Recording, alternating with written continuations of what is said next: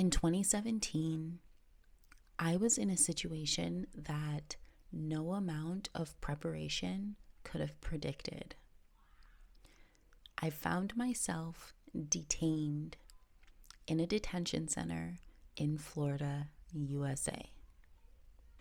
You can imagine the panic, the confusion, and just that absolute overwhelming sense of helplessness that I felt in that moment.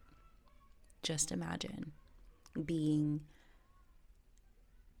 handcuffed and held in a holding cell, sleeping on a pretty short bench,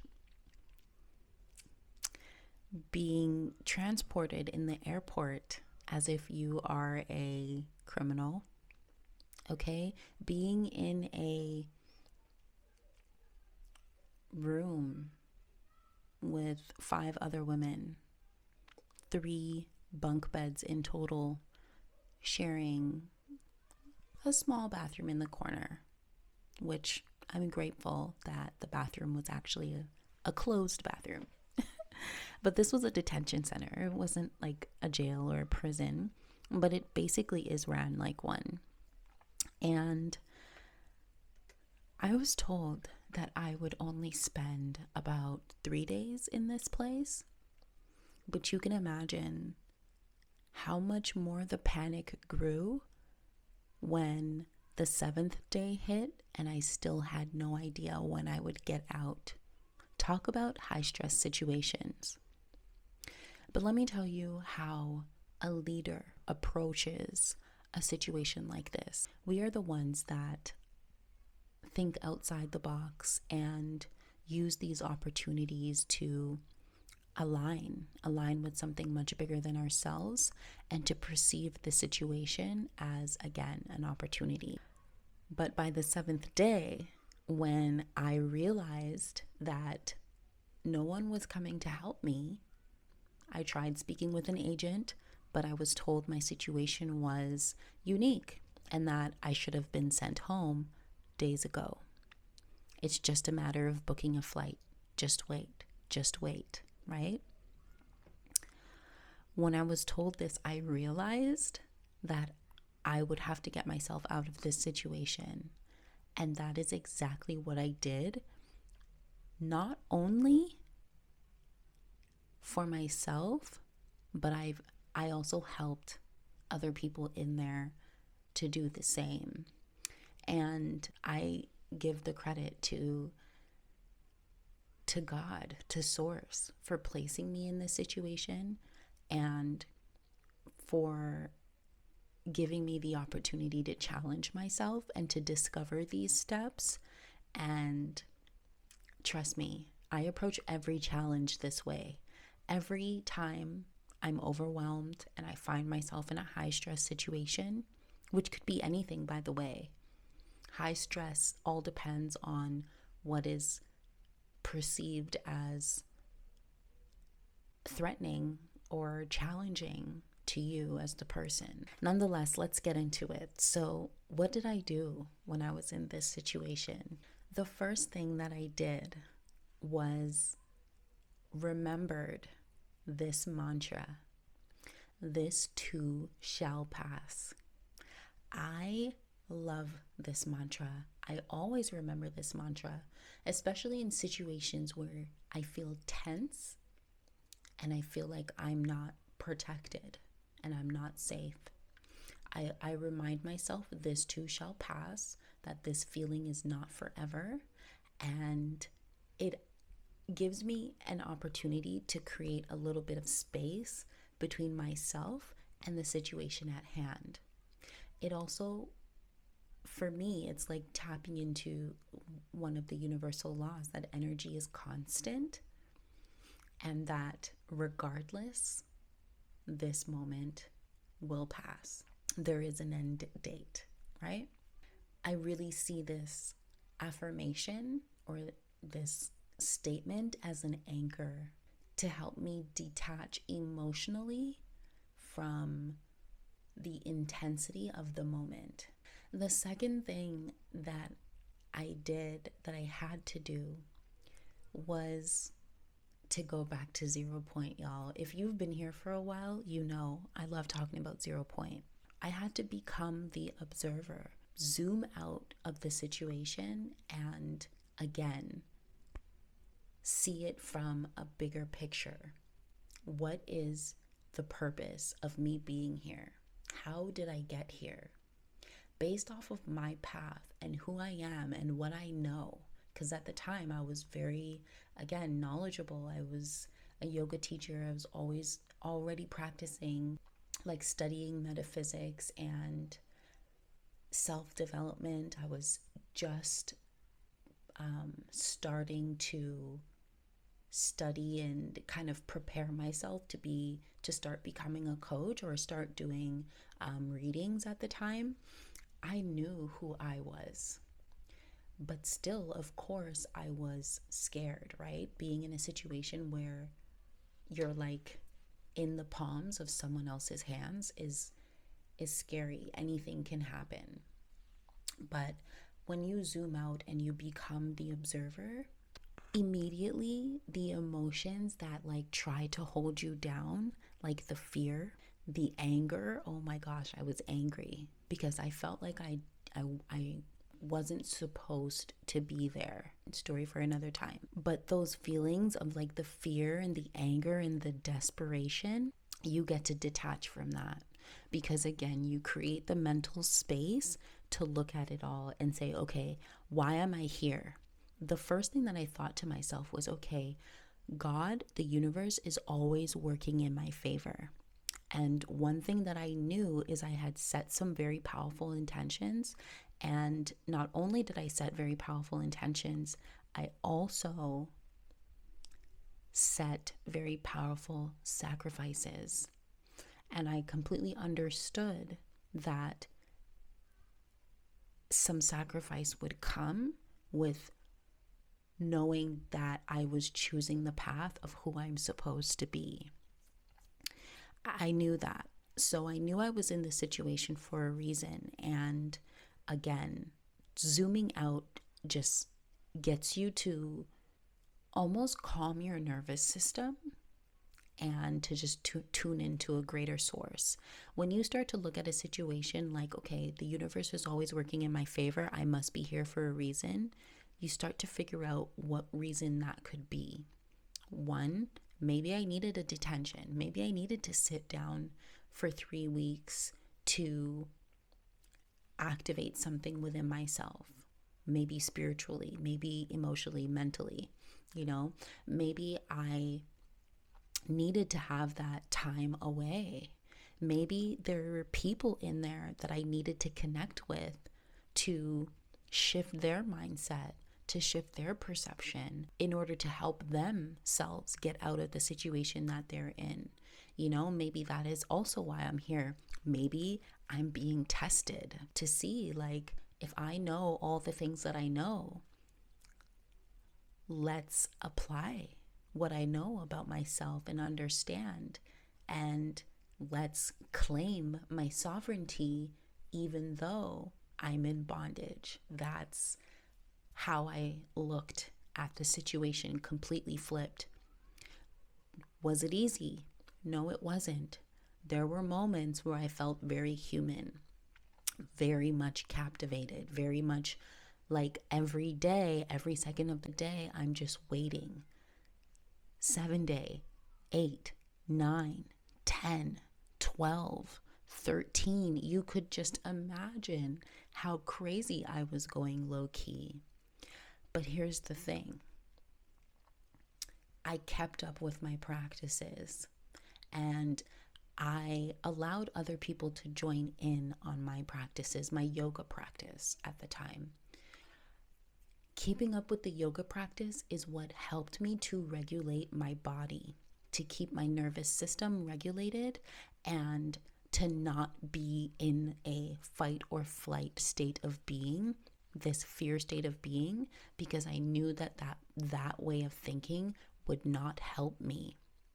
And it's funny because I also in staying, keeping aligned and keeping my channels opened and my mind and my perspective opened, I ended up having a dream where I wanted to, I was like really desperate trying to figure out how to leave the place, but then also understanding that if I left prematurely, then I wouldn't receive kind of what the purpose of me being here was.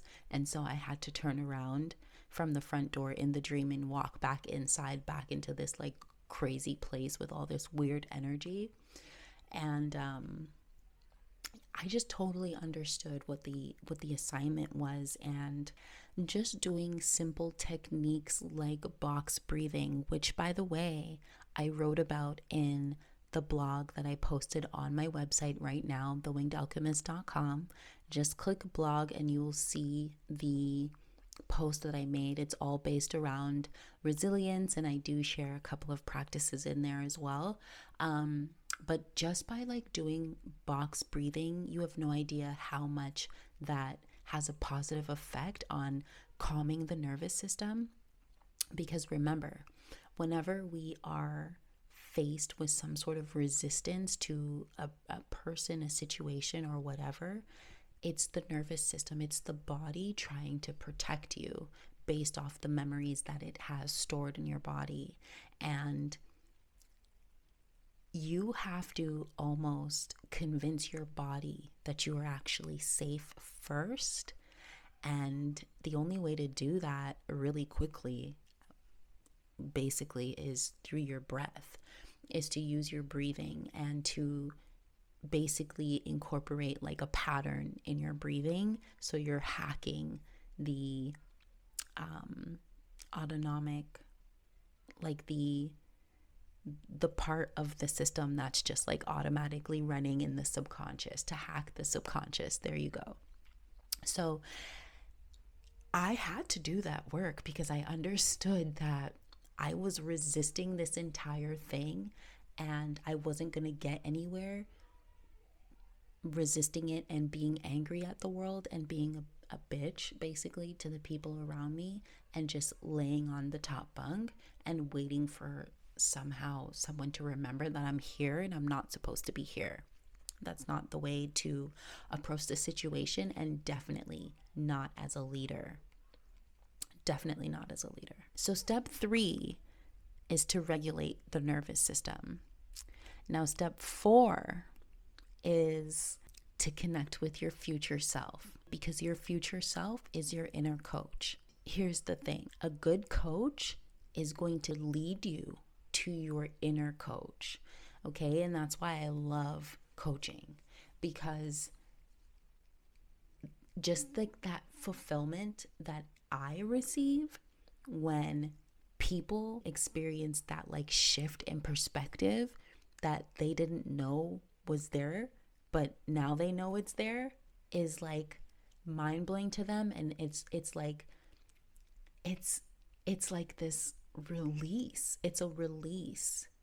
The nervous system relaxes, and as that nervous system relaxes, like new neural pathways are forming, and it's just such a beautiful experience to witness. Like, I love it. I love working with people and just helping them to, transform the way they see themselves, the world, their problems. And you would think that I'm, telling them what to do all the time as a coach, but no, that's not. The beauty of having a coach is someone that can help you, lead you to yourself, help you to understand yourself, and help you to connect with your inner guides that are giving you your cheat codes to your life, to your path of least resistance. So step 4 being that you connect with your future self, that's exactly what I had to do. That's exactly what I had to do. And not only was I doing this stuff, guys, I was doing this stuff with the women around me. I would do it for myself, like, of course, like at night or whenever I had time. I want to say alone, but not really alone, just on my own. I would have to do that stuff. I would have to connect with my future self and ask myself, okay, like, how can I best not utilize the situation, but how am I best supposed to perform in this game at the moment? And when I look at my future self told me that this is going to be a massive turning point for you, and this is what's going to give you a lot of experience and like wisdom for who it is that you're becoming. And I said, okay, I'm taking your lead. And future self's lead was, start sharing what you know with the people around you, because I saw they were suffering. Some of the women, they were like women from Nigeria. One woman, the woman from Nigeria and her husband were in the place, obviously not together, separate, for like a year and 10 months maybe. And I remember having conversations with her, just,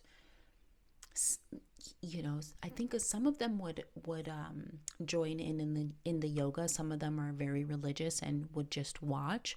But whether they watched or not, even though they were watching, they were still doing it.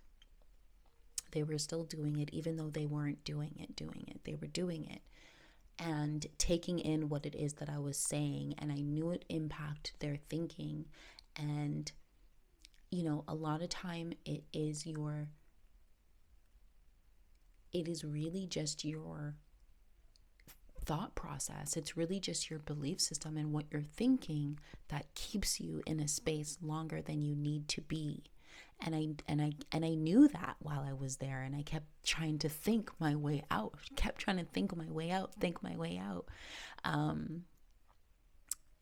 And future self would just say, like, get up and go and do it. And some mornings, guys, I would say, no, I don't want to do it. And what future self did, well, I don't know if future self did it, God did it or whatever, but the women would come knock on the door and say, hey, Jamila, are you going to come and do a yoga session today? And I wanted to say no so bad. Stress. This was stressful. I didn't want to be here. You get me? I wanted to say no so bad, but at the end of the day, I did it. I didn't want to until I started doing it. And I felt so grateful that I was able to do it. And I knew this was a test because, you know, what ended up happening is I had a dream. And in the dream told me to basically connect with one of the workers that I had been like cool with. I wouldn't say like too cool, but like we had respect for each other. And in the dream like basically walked me through a whole movie on what I had to do. Reach out to this person, ask that person to speak with that person. And it just seemed so easy in the dream. And I remember when I woke up and I was like, oh my gosh, in the dream it said that I would be home by the weekend. And for some reason in the dream, I was looking for the manager of the institution that I saw when I was being processed in. Like I'm telling you, man, I was like, yo, I seen the dream, like I'd be home by the weekend. And I just couldn't understand how I would be home by the weekend, right?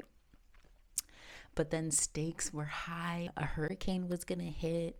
They were planning on packaging up the entire institution and flying them to the institution in Texas. And that meant also being handcuffed and transported like a criminal, and craziness. It was craziness. And I was like, oh, hell to the no. No way are you flying me backwards to Texas when you should have sent me home weeks ago to Toronto. Okay. I was like, hell to the motherfucking no. Excuse my French. And future self said, right now, do what you saw in the dream, girl. Do it right now. And I was like, my body was like, no, like I'm just like a freaking inmate. Like, why would he set time aside? Like, he's probably just going to say she needs to go speak with her lawyer or go speak with an agent. Why would the manager of this institution give me 2 minutes? That's what my body was saying. You know what I mean? Because I'm thinking he's authority and I'm nothing. But like, my soul and my chest and my future self said, nah, you know about reality. You know about reality creation. You know about taking control. You know about perception. And you know about resources. Okay? And I'm going to talk to you about resources in a second. So what did I do? I said, okay. I went to one of the workers and I said, okay, look, can you do me a favor? I said, I don't belong here. She was like, yeah, I know. I've seen it from day one. I said, I don't belong here. I've been here way too long. They're about to fly me where? When they should have flew me who? When they should have flew me home, okay? So she said, okay, I said, I need to speak with that guy. I don't know who he is. I barely remember what he looks like, but I need to speak with that guy. And she said, okay, I'll see what I can do. And it was in between going to lunch. I went to lunch. After lunch, she said, come. And in between the lunchroom and basically going to the stairs to go back to like the women's department, he was like, basically, what do you want? And I said, look. I had to look. Okay. In his eye crease. And because I already had this conversation, I really do believe in this metaphysical stuff, okay? Because I already had the conversation with him in the ethers, in that dream, I looked that man in his soul and I said, I get that there's a hurricane coming, but you should have sent me home weeks ago? You told me 3 days.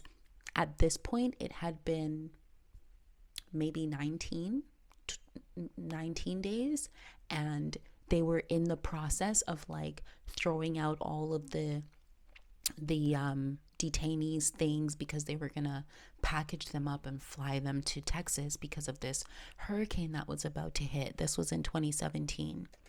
So anyways, I looked him in his eye crease and I told him what I needed to say. And I sold to whatever, okay?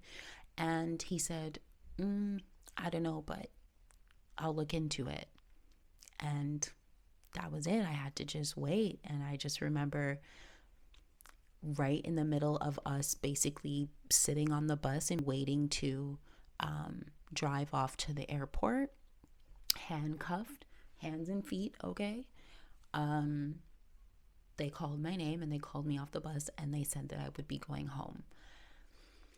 And from there, I know that from that moment forward, I have always followed this process in high stress situations. Now, there was a step 5, and the step 5, if the situation is really that tough, is to feel what you need to feel. If you're feeling afraid, if you're feeling whatever it is, angry, feel it. Because I definitely gave myself time to feel what I had to feel. I just didn't give myself all the time to feel it. In the moments where I was like laying there for about an hour in the morning and I was just upset and confused and just really feeling the feels, I felt it. But when someone would come and interrupt it, it's like, okay, I gave myself an hour to feel it. It's time to adjust. It's time to shift to another aspect of myself. And here's the thing. When I'm feeling the feelings, I'm accepting it. I'm breathing it in.